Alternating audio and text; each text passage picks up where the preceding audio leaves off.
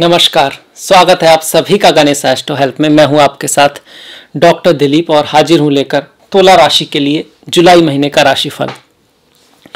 क्या ये जुलाई महीना लेकर आया, किस तरह के ग्रह नक्षत्र बदल रहे हैं और हम क्या कर सकते हैं, जो भी एनर्जीज आ रही हैं उनको हम किस तरह से पॉजिटिवली यूज कर सकते हैं, उपयोग कर सकते हैं।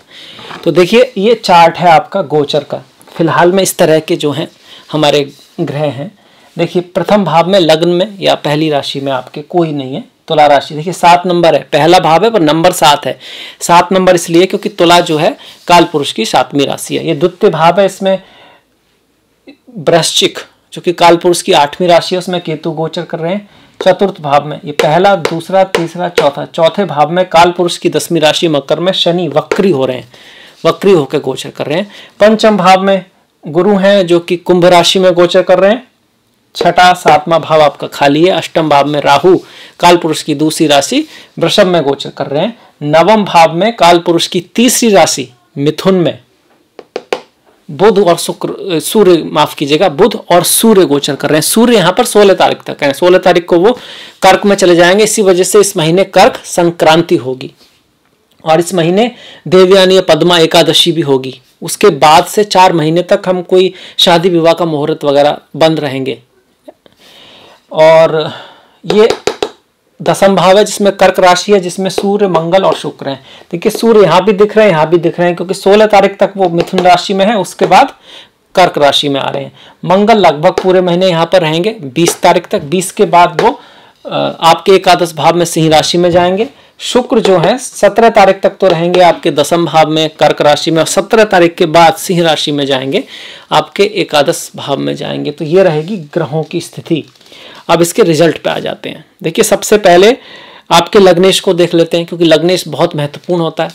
अगर हम कुंडली की बात करें तो पहला भाव का मालिक को लग्नेश या राशि के मालिक को राशिश कहते हैं, और उसको कहा जाता है ओवरऑल सारे चार्ट का राजा एक तरह से।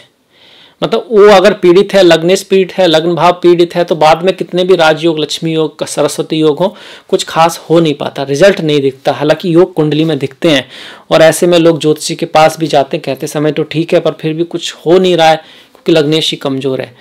और होता इसलिए क्यों नहीं है? क्योंकि लग्नेश का मतलब आप खुद कहीं ना कहीं प्रयत्न करते में कमी रहती है, या गलत दिशा में प्रयत्न करते हैं, तो ऐसा नहीं कुछ हो नहीं सकता। सही दिशा में और सही से प्रयत्न किया जाए तो सुधार आ सकता है। खैर, लग्नेश आपके अभी फिलहाल दसम और 11वें भाव में है। दसम भाव पद प्रतिष्ठा, सम्मान, समाज में उपलब्धि का है। 11वां भाव अवार्ड्स का है, इनाम का है। भाई वगैरह जो होते हैं ना, आपके दोस्त, फ्रेंड्स, आपके जो साथ देने वाले जो लोग होते हैं, आपके जो सपोर्टर्स होते हैं, उनका है। इच्छा पूर्ति का भी है, बड़े भाई बहन का भी है। कहीं ना कहीं जब आप किसी चीज में इन्वेस्ट करते हैं उससे होने वाले लाभ का भी है। गुरु के भाषण या गुरु की जो गुरु ज्ञान देता है उसका भी है। तो एक अच्छे भाव में लग्नेश है, तो इसका मतलब तो यही है, पद प्रतिष्ठा प्रमोशन तो बनता है और लाभ भी बनता है। आप जो मेहनत करेंगे उसका रिजल्ट भी आएगा, सभी के लिए आएगा, लगभग सभी के लिए आएगा, क्योंकि राशि तुला है आपकी। पर फिर भी अगर शुक्र की दशा महादशा हो तो ज़्यादा आएगा। और इसके साथ साथ आपकी जन्म कुंडली में शुक्र कैसे हैं, उनकी स्थिति कैसी है, फिलहाल किस ग्रह की दशा महादशा चल रही है, वो बहुत ज़रूरी है। देखिए, ग्रहों की दशाएं बहुत इंपॉर्टेंट होती हैं। किसी की राहु की दशा चल रही है तो शुक्र की गोचर में अच्छी स्थिति थोड़ा बहुत ही लाभ करा पाएगी, ज़्यादा लाभ नहीं करा पाएगी। हाँ, स्त्रियों से लाभ हो सकता है, फीमेल से लाभ हो सकता है, ललित कलाओं से, आर्ट, मीडिया इंडस्ट्री, कपड़े का काम, टेक्सटाइल, ऑटोमोबाइल इंडस्ट्री, इस तरह के काम में अगर आप हैं और शुक्र की स्थिति जन्म कुंडली में भी अच्छी है तो जरूर बहुत बड़ा लाभ भी हो सकता है, उच्च पद प्राप्ति हो सकती है, बहुत कुछ अच्छा हो सकता है। पर ये सिर्फ कुछ ही लोगों का होगा, कई कारण है उसके। ओवरऑल अगर हम कुंडली देखें तो फिलहाल में गुरु शनि वक्री चल रहे हैं। जब गुरु शनि वक्री चलते हैं तो किसी पुराना काम ही कोई हिट हो सकता है, कोई पुराने काम से ही लाभ हो सकता है। अचानक से काम कोई बदलोगे नया तो शायद हिट हो। हाँ, अगर आप किसी काम की तैयारी पिछले 2-3 साल से कर रहे थे, अब वो समय आ गया जब आपको करना है तो कर सकते हैं, पर अभी कोई नया आइडिया आए उसको फॉलो करो तो वहां थोड़ा दिक्कत रहेगी।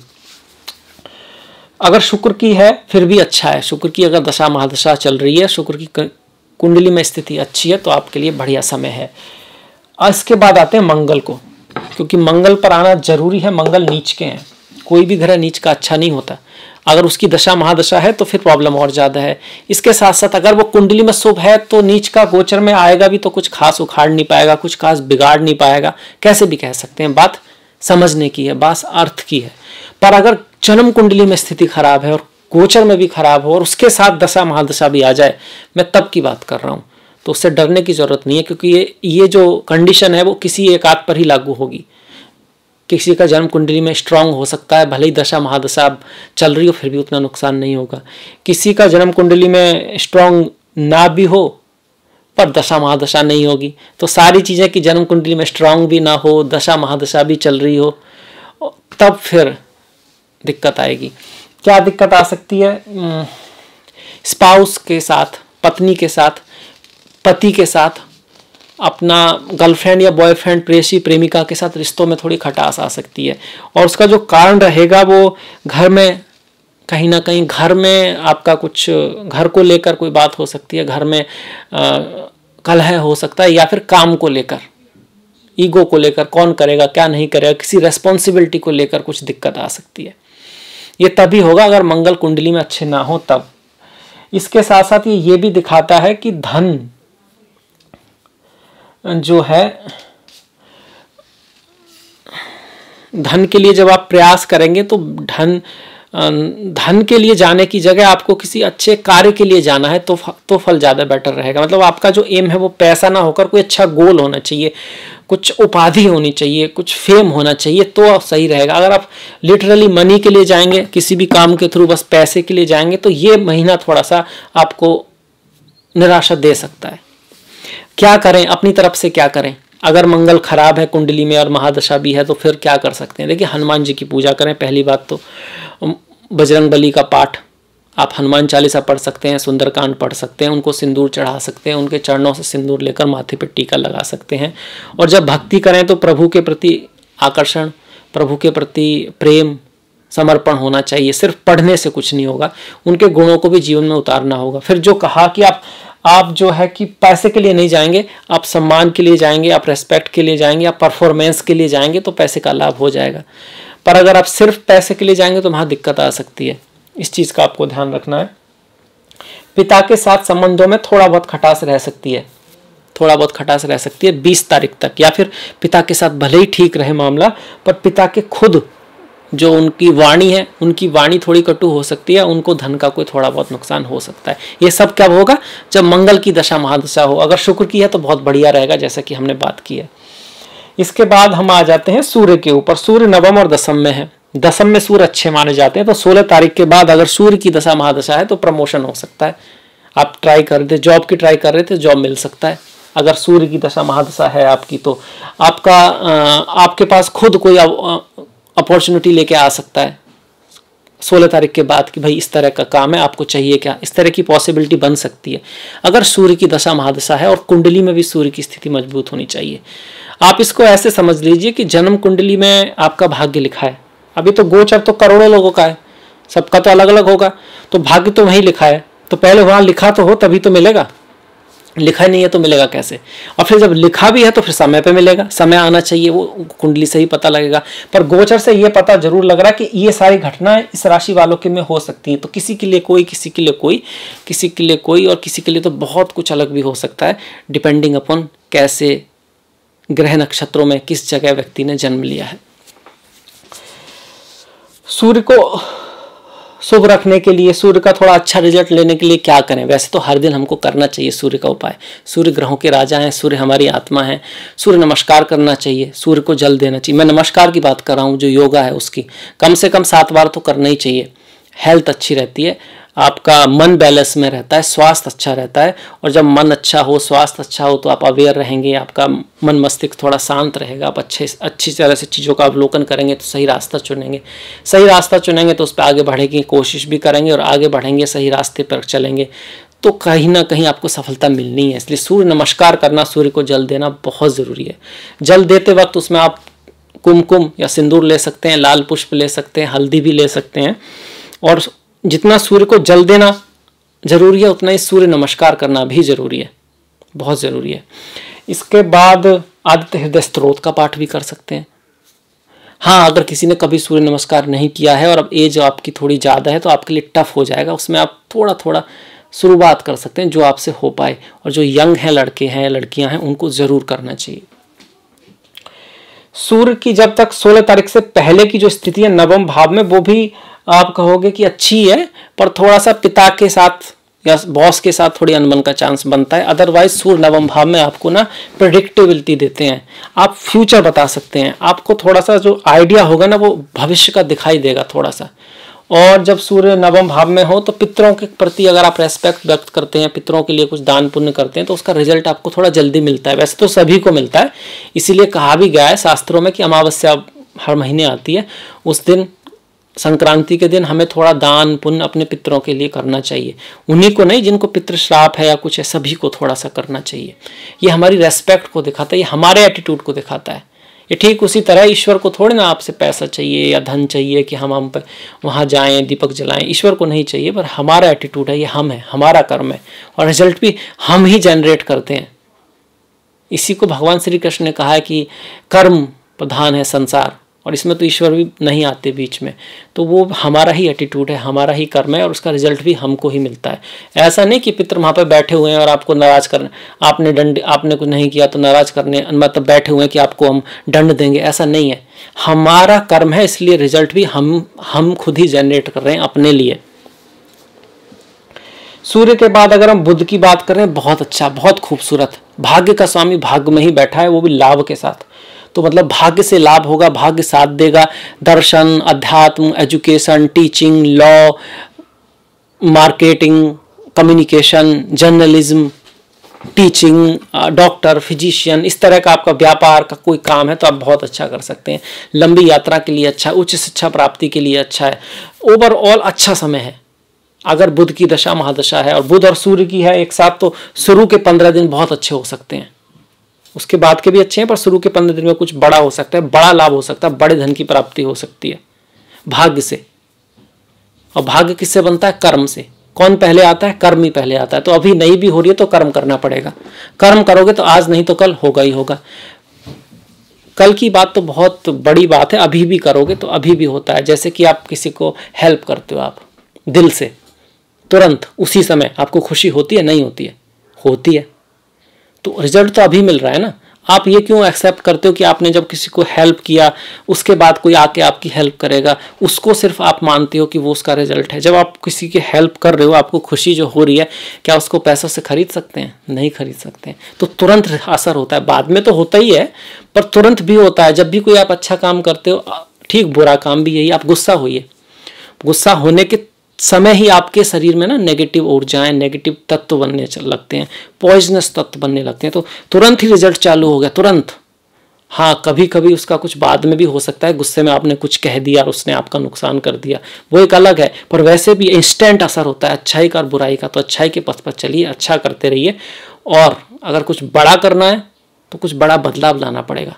अगर हम वैसे ही करते रहे जैसा करते आ रहे हैं और फिर सोच रहे कुछ बड़ा बदलाव आ जाएगा, तो नहीं आएगा। हाँ, कोई अपॉर्चुनिटी भाग्य से आ सकती है, पर वो भी रिजल्ट तभी देगी जब तक आप कुछ बड़ा करने के लिए तैयार हैं। इसके बाद बुध को भी हमने देख लिया। बुध पैसे बहुत अच्छे हैं, पर फिर भी लोग चाहते हैं कि उनको कोई रेमेडी बताई जाए, तो भगवान श्री गणेश की पूजा, बुधवार के दिन गणेश अथर्वशीर्ष का पाठ। ये बुध आपको विदेशों से लाभ करा सकते हैं, आपकी विदेश यात्रा करा सकते हैं। मैं जानता हूँ अभी लॉकडाउन है, पर सभी कंट्रीज में नहीं है, और अपने इंडियन तो कहाँ नहीं है, हर जगह है। तो कहीं ना कहीं यात्रा का योग तो बनता है। आपके पिता की यात्रा का योग भी बनता है यहाँ पे। इसके बाद उन ग्रहों पर आते हैं जैसे शनि और गुरु, जो वक्री चल रहे हैं, जो इंपॉर्टेंट भी हैं और वक्री भी हैं। सबसे पहले शनि महाराज, आपकी ढैया चल रही है, शनि वक्री हो रहे हैं। आपके लिए ढैया में शनि का वक्री होना एक तरह से अच्छा ही है। कुछ ना कुछ अच्छा ही आएगी, कुछ ना कुछ मुसीबतें अब कम होने वाली हैं 3 महीने के लिए अगले। कारण क्या कि जब भी कोई ग्रह वक्री होता है तो अपने भाव से पीछे का रिजल्ट देने लगता है। तो चौथे भाव से शनि तीसरे भाव का रिजल्ट देंगे, और तीसरे भाव में तो ढैया होती नहीं है। तो कहीं ना कहीं थोड़े दिन के लिए ढैया का असर कम हो जाएगा। पूरी तरह से तो नहीं कह सकते कि ढैया हट जाएगी, अरे भैया हटेगी ढैया, ऐसा तो वास्तव में सही नहीं है, पर अतिशयोक्ति अलंकार में कह सकते हैं, क्योंकि रहेगा तो वो यहाँ पर ही, इसका भी फल देगा। तो इसका मतलब कार्य में मेहनत तो करते रहना पड़ेगा, और थोड़ा सा प्रयास ज़्यादा ऐसे ही रहेगा, पर हाँ हल्का सा भाग्य साथ देगा, हल्का सा आपको तो कहीं ना कहीं से कुछ अपॉर्चुनिटी आ सकती है। अगर आप उस पर काम करते हो, मेहनत करते हो, भाग्य पे नहीं छोड़ते हो, तो आप कुछ कर सकते हो, कुछ बड़ा हो सकता है। ऐसे में शनि कहीं ना कहीं आपके फेवर में है। बाकी थोड़ा सा डिले तो रहेगा अभी भी, पर हाँ थोड़ा अंतर आपको जरूर दिखाई देगा। और क्या कर सकते हैं शनि को अच्छा करने के लिए?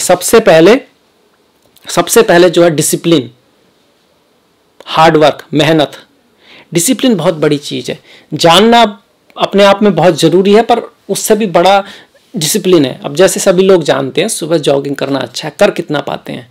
कोई 1 दिन, कोई 2 दिन। कुछ लोग तो अलार्म भी भर के रखते हैं, फिर सुबह सोचते हैं यार ठंड है, अब तो ठंड है, मतलब सर्दी का मौसम है। फिर सर्दी के बाद फिर कभी बारिश का मौसम आ जाता है कि भाई आजकल इन्फेक्शन, बारिश का मौसम है। अब तो खैर कोरोना का बहाना भी है, पर जब नहीं था तब भी ऐसा ही है। फिर गर्मी में तो वैसे ही एक्सरसाइज ज़्यादा नहीं करनी चाहिए, तो ये चलता रहता अपना। तो इस चीज़ को समझना है कि डिसिप्लिन बहुत ज़रूरी है। तय कर लिया तो कर लिया, क्योंकि मन का ऐसा है कि एक दिन करेगा, दूसरे दिन नहीं करेगा, मतलब करना ही नहीं है उसको लगातार, तो वो तो ऐसा हो गई। तो बीच में थोड़ा बहुत 1 आध दिन बाई चांस हो भी जाए, तो वो डिसिप्लिन याद करना है कि भाई चलो हो गया 1 दिन बाई चांस, तो अगले दिन फिर से रुकना नहीं है, हटना नहीं है, हार नहीं माननी है, करते रहना है, ट्राई करते रहना है, तभी आपको सफलता मिलेगी। शनि महाराज 10th भाव को देख रहे हैं। 10th में कुछ ग्रह जैसे मंगल हैं, नीच के हैं, तो कार्य के क्षेत्र पर उतार चढ़ाव हो सकता है। बॉस से या अथॉरिटी से कुछ ना कुछ कशमकश हो सकती है, टकराव हो सकता है। तो डिप्लोमेसी से काम लें, ज़्यादा उनसे इस समय में एक्सेप्ट ना करें, शायद ही वो आपकी बात सुनने वाले हैं, वो फेवर करने वाले हैं। और आप भी अपनी तरफ से इस तरह से करें कि अगर कुछ कहना भी है तो उसका किसी तरह से बुरा ना लगे उनको, क्योंकि बड़े लोगों को सम्मान देना हमारा कर्तव्य बनता है। फिर जो बॉस हैं आपके या जो भी आपसे ऊपर हैं, उनमें लाख बुराई भले ही हो, कुछ ना कुछ अच्छाई भी होगी, तो आप उस अच्छाई के लिए उसकी इज्जत करें। कहीं ना कहीं उनको काम करना आता होगा या बोलना होता होगा, कहीं उनकी नेगेटिव चीज़ें भी होंगी, आप उसको इग्नोर करें। जैसे वो हंस जो होता है ना, उसके बारे में कहावत है कि वो पानी को साफ कर लेता है, दूध ले लेता है, पानी छोड़ देता है। कहने का मतलब है गुणों को आप लें, उसी के अकॉर्डिंग उसको रेस्पेक्ट दें, क्योंकि पूर्णतः गुणों से रहित कोई नहीं मिलेगा, पूर्णतः गुणों सहित कोई नहीं मिलेगा आपको। शनि महाराज की 10वीं दृष्टि लग्न पर है, तो देर तो कराएगा, चीजें देगा पर देर से देगा, और मेहनत भी कुछ ज़्यादा ही करा सकता है। माता के साथ दूरी करा सकता है, विदेश ले जा सकता है, बाहर ले जा सकता है, उसके लिए ठीक है। शनि की अच्छा करने के लिए बजरंगबली की पूजा करें, शनिवार के दिन कर सकते हैं। हनुमान जी की पूजा, उन्होंने वचन दिया था शनि महाराज को। माता काली की पूजा कर सकते हैं, क्योंकि वो तो काल को नियंत्रित करती हैं और शनि तो काल से जुड़े हुए हैं। भगवान श्री कृष्ण, उनके तो भक्त हैं शनि महाराज, और भोलेनाथ, देवादिदेव महादेव सदाशिव, उनके वो शनि महाराज शिव जी के भक्त भी हैं, और शिव जी जो हैं शनि महाराज के गुरु भी हैं, तो वो भी बहुत अच्छा रहेगा। इसके बाद हम आ जाते हैं गुरु पर। गुरु वक्री हो रहे हैं। गुरु जब वक्री हो रहे हैं तो पंचम के गुरु हैं, पंचम में ही रहेंगे। ऐसा नहीं है कि अब चौथे में घुस गए पूरी तरह से, पर चौथे का भी रिजल्ट देंगे। तो पंचम के गुरु का जो अच्छा गोचर था वो तो रहेगा ही रहेगा, मतलब कि आपके शादी विवाह के लिए, संबंधों के लिए, प्रेम वगैरह के लिए, इसके साथ साथ कहीं ना कहीं लाभ भी होता रहेगा, धन के लिए आप सही निर्णय भी ले पाएंगे। वो गुरु का असर रहेगा आपका, गुरु की दृष्टियों के कारण।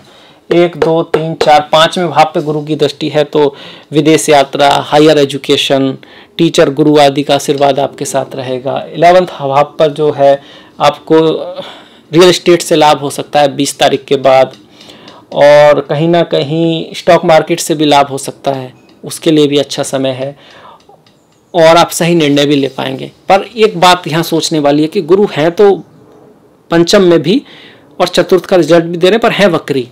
और वक्री जो है ना, उसका मतलब होता है कोई ऐसा व्यक्ति जो बहुत स्ट्रांग हो, मतलब उसमें ताकत बहुत होती है वक्री ग्रह में, चेष्टाबल होता है, पर उसका फोकस थोड़ा पीछे होता है। ऐसे पीछे देख रहा हो, शक्तिशाली आदमी हो, तो ऐसी स्थिति मान लो। तो शक्तिशाली है तो भाग तो बहुत तेज सकता है, दम तो उसमें बहुत है, पर देख पीछे रहा है तो गिर भी सकता है, फोकस कम है। तो ऐसे में ना हर चीज़ पे ध्यान देना है। बनी चीज़ें भी थोड़ा बहुत इधर उधर हो सकती हैं, क्योंकि फोकस हटेगा। मन ऐसे ही होता है ना, कभी कभी बोलने में गलतियां हो जाती हैं, लिखने में गलतियां हो जाती हैं, सिली मिस्टेक्स हो जाती हैं, उसके कारण पूरा काम फिर दोबारा से करना पड़ता है। तो इस तरह के चांसेस बनेंगे। पढ़ाई लिखाई में भी ऐसा ही रहेगा, और तो और प्रेम संबंधों में भी ऐसा रहेगा थोड़ा बहुत। तो सोच समझ के चीज़ों में बढ़ना है, हर चीज़ में पेशेंस का यूज करना है, अवलोकन को करना है, पहले मंथन करना है, फिर फिर काम पे बढ़ना है। पहले जैसे वो करता है ना, वो लकड़ी वाला जो काम करते हैं वो क्या करते हैं, पहले नापते हैं 3 बार 4 बार, उसके बाद काटते हैं, क्योंकि एक बार काट दिया तो फिर नापने का क्या फ़ायदा। तो पहले अच्छी तरह से मेजर करना है चीज़ों को, फिर काम करना है, फिर बोलना है। पहले तोलना है फिर बोलना है, वो समय है ये। इसको वक्री समय बोलते हैं। बुरा नहीं है, ये तैयारी करा रहा है आपको तैयार कर रहा है लंबे गोल के लिए। क्योंकि बड़े पोस्ट पे आप जैसे जैसे जाओगे कहीं पर भी, तो आपकी इंपॉर्टेंस बहुत बढ़ जाएगी, आपकी कहने का बड़ा इंपॉर्टेंस बन जाएगा। आम आदमी कुछ भी कहता रहे, कोई ध्यान नहीं देता, और बड़ा आदमी के मुंह से कुछ इधर उधर निकला, वो सही भी हो तो उसका गलत मतलब निकल आता है, और गलत ही निकल जाए फिर तो कमाल हो गया। तो बहुत रेस्पेक्ट तो मिलती है, पर उसके साथ साथ रेस्पॉन्सिबिलिटी बढ़ जाती है। तो वक्री ग्रह आपको बड़ी गोल के लिए तैयार करते हैं। ऐसे में कोई एकदम से नया काम नहीं करते हैं। हाँ, जो पुराना काम है उसी को संवारो, उसी को देखो, उसमें कमियां क्या हैं उसको सुलझाने की कोशिश करो, और उस चीज़ के लिए बेटर है। पुराने लोगों से मिलना जुलना बढ़ सकता है। पुराना प्रेमी, पुराना प्रेमिका, पुराने दोस्त, पार्टनर्स, पुराने गुरु, वो आपकी लाइफ में फिर से आ सकते हैं। इस तरह की जो है सिचुएशन बनेगी। चाइल्ड बर्थ के लिए महीना अच्छा है। मतलब महिलाएं जो चाहती हैं कि उनके घर में नन्ना मेहमान आए, नन्ही परी आए, तो बढ़िया महीना है उसके लिए, उसके योग हैं। तो ये तो रहा गुरु का। गुरु के ऊपर एक वीडियो भी है अलग से, वक्री गुरु का, आप वो भी देख सकते हैं। उसमें थोड़ा ज़्यादा डिटेल में है। आप गुरु को अच्छा रखने के लिए क्या कर सकते हैं। गुरुओं की रेस्पेक्ट करें। आपके गुरु वो हैं जिनसे आपको ज्ञान मिलता है, वो ज्ञान जो आपको सही रास्ते पे ले जाए, वो गुरु हैं एक तरह से। या फिर कोई भी ज्ञान जो है ना अपने आप में इम्पोर्टेंट होता है। जैसे कि अगर जहर बनाने का भी ज्ञान है तो उसका भी सदुपयोग भी हो सकता है, दुरुपयोग भी हो सकता है। तो ज्ञान तो अपने आप में बहुत प्योर चीज़ है। अब उसका यूज कैसे करते हैं ये अलग बात है। इसलिए ज्ञान को इतना रेस्पेक्ट दी गई है। भगवान श्री कृष्ण, योगेश्वर भगवान श्री कृष्ण भी गीता में कहते हैं कि ज्ञान योगा सबसे श्रेष्ठ है, क्योंकि ये ज्ञान ही आपको वास्तव में भक्ति तक भी ले जाता है। जिसके पास ज्ञान नहीं है उसकी भक्ति रियल नहीं हो पाएगी। ज्ञान से ही उसे इस चीज़ का आइडिया हो पाएगा कि कहाँ तक मनुष्य की पहुँच है और कहाँ समर्पण जरूरी है। खैर, गुरु को अच्छा रखने के लिए भगवत गीता सुनना, श्रीमद् भागवतम का पाठ करना। अगर आप भगवान शिव के भक्त हैं तो शिव सूत्र पढ़ सकते हैं, शिव संहिता पढ़ सकते हैं, वो भी बहुत कमाल की ज्ञान है वहाँ पर। और नहाने के पानी में हल्दी का यूज कर सकते हैं आप। केसर का उपयोग कर सकते हैं आज्ञा चक्र पे तिलक लगाने के लिए, नाभि पर। या फिर आप ध्यान भी कर सकते हैं आज्ञा चक्र के ऊपर। संभावी मुद्रा जो होती है उसका भी आप अगर लगातार आप उसका कह सकते हैं कि उपयोग करते हैं, लगातार प्रैक्टिस करते हैं, तब उससे भी गुरु स्ट्रांग होते हैं। वास्तव में ये चाहे वो आपका नाभि क्षेत्र पे आप ध्यान लगाओ या हृदय क्षेत्र पे ध्यान लगाओ, जो चक्रों पे जब आप ध्यान लगाते हो, वास्तव में वो आपकी एनर्जी को ऊपर उठाने की कोशिश करता है। ऊपर नीचे का मतलब यहाँ पर आगे पीछे ऊपर नीचे नहीं है। ऊपर उठाने का मतलब है कॉन्शियस लेवल पर, जो कि फिजिकल नहीं है। तो कई बार इसमें भी गलतफहमी हो जाती है। लोग समझते हैं सच में ऊपर से नीचे जा रहा है। ऊपर नीचे कुछ है नहीं, धरती गोल है। वो कॉन्शियस लेवल पर होता है, ऐसा फीलिंग आती है। आपके कंपैरिजन में वो ऊपर दिख सकता है, पर यूनिवर्स में तो वो कहीं ऊपर नीचे है नहीं। उस तरह समझने की बात है। उसी को अद्वैत से जोड़ देते हैं हम लोग कि भाई ईश्वर तो हर जगह ही है, हर जगह ही है, हर जगह है। तो फिर कहाँ ऊपर, कहाँ नीचे, कहाँ आगे, कहाँ पीछे, तो लोग भ्रम में आ जाते हैं। वो किस तरह से आप देख रहे हैं, वो देखने का नज़रिया है, उससे सारी चीज़ें बदल जाती हैं। बोलते हैं ना, नज़र बदलती है तो नज़रिया बदल जाता है। वही जो नज़रिया जो आपको आप लग रहा है कि भाई ये तो मतलब ख़राब सा है, और दूसरी व्यक्ति को वही खूबसूरत लगेगा, बहुत अच्छा, क्या बात है, कैसा पेट टूटा हुआ पड़ा है, कितना खूबसूरत है, इसका फ़ोटो लेते हैं। दूसरे के लिए वो कुछ और तरह से हो सकता है। किसी के लिए वो ये तो मेडिसिनल प्लांट है, अब इसको ना दवाई बनाएंगे, कुछ करेंगे। तो जैसा नज़रिया वैसी ही नज़र है, जैसी नज़र है वैसा ही नज़रिया है। तो देखने का नज़रिया भी बहुत इम्पोर्टेंट है। इसी को गुरु भी कहते हैं। ये गुरु से आता है। गुरु दूरदृष्टि को देते हैं आपको। बुध कमाल की है। बुध आपको फिलहाल की दृष्टि देंगे, चीज़ों को एक तरह से देखना, समझना, जल्दी से फिलहाल का चीज़ को उपयोग करना। गुरु दूरदृष्टि देते हैं, दूर तक की सोच देते हैं। इसीलिए गुरु होता है और शिष्य होता है। जब शिष्य गुरु तक पहुंचते हैं तो हर शिष्य फिर गुरु बनता है, ऐसा नहीं है। पर कहने की मतलब है कि गुरु दूर की देख पाता है, शिष्य नॉर्मली दूर का नहीं देख पाते। और जब वो दूर का देखना सीख जाते हैं तो वो समय आ जाता है कि वो भी गुरु तत्व की तरफ बढ़ रहे हैं। शिष्य और गुरु में ये भी अंतर है। शिष्य चीज़ों को समझते हैं, गुरु चीज़ों के पीछे की बात को समझते हैं। शिष्य किताबों को पढ़ता है, समझता है अच्छी तरह से, हर एक चीज़ उसको आती है। गुरु उसके एप्लीकेशन के प्रभाव को भी समझता है, उससे अगले स्टेप पे भी जाता है। तो ये एक तरीका है गुरु शिष्य में थोड़ा बहुत अंतर करने का। ये एक तरीका है अपने आप को मैच्योर करने का भी। और जब आप अपने आप को मैच्योर करेंगे तो गुरु तत्व आपके अंदर मैच्योर होगा, तो गुरु ग्रह भी आपके अंदर मैच्योर होगा। यथा पिंडे तथा ब्रह्मांडे, जो आपके अंदर है वो ब्रह्मांड में है, जो ब्रह्मांड में है वो आपके अंदर है। तो गुरु वहां तो है ही है, आपके अंदर भी है, तभी तो आपसे कनेक्ट हो पा रहे हैं ना। अगर कुछ हो ही ना तो कनेक्शन कैसे होगा। ये तो गुरु के बारे में भी रहा हमने, गुरु की दृष्टियों की भी बात की, शनि की बात की। राहु केतु बचे हुए हैं, राहु अष्टम में चल रहे हैं, अच्छे नहीं माने जाते हैं। स्वास्थ्य का ध्यान रखें, मैरिज लाइफ में एक दूसरे से बना के रखें। धन के मामले में कोई भी निर्णय सोच समझ के लें। वाणी कटु हो सकती है, सास ससुर के साथ टकराव की स्थिति रह सकती है, या फिर उनकी लाइफ में, सास ससुर की लाइफ में कुछ उनकी हेल्थ में भी दिक्कत आ सकती है।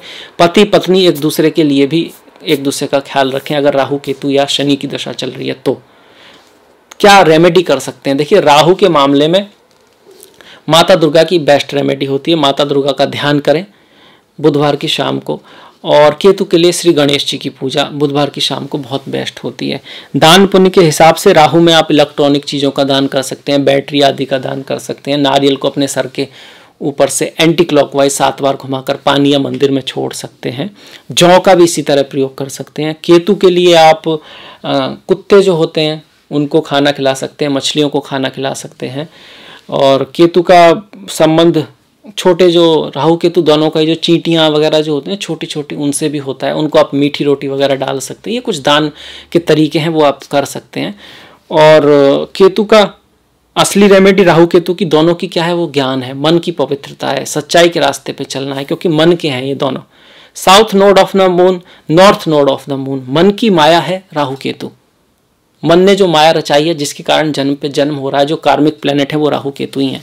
मनोमय जो चक्र है ना, जिसकी वजह, जहाँ पर हमारे सारे संस्कार इकट्ठे होते हैं और सूक्ष्म शरीर के थ्रू जाते हैं और फिर से जन्म लेते हैं, वो सब राहु केतु, जो मनोमय जो है, वो मन की जो माया है वही राहु केतु है। तो जब मन पवित्र हो, सही रास्ते पर हो, मन का कंट्रोल इंद्रियों पर हो, ना कि इंद्रियों का कंट्रोल मन पर हो, और उस पर, मन पर भी बुद्धि का कंट्रोल हो, तो राहु केतु की रेमेडी अपने आप होने लगती है।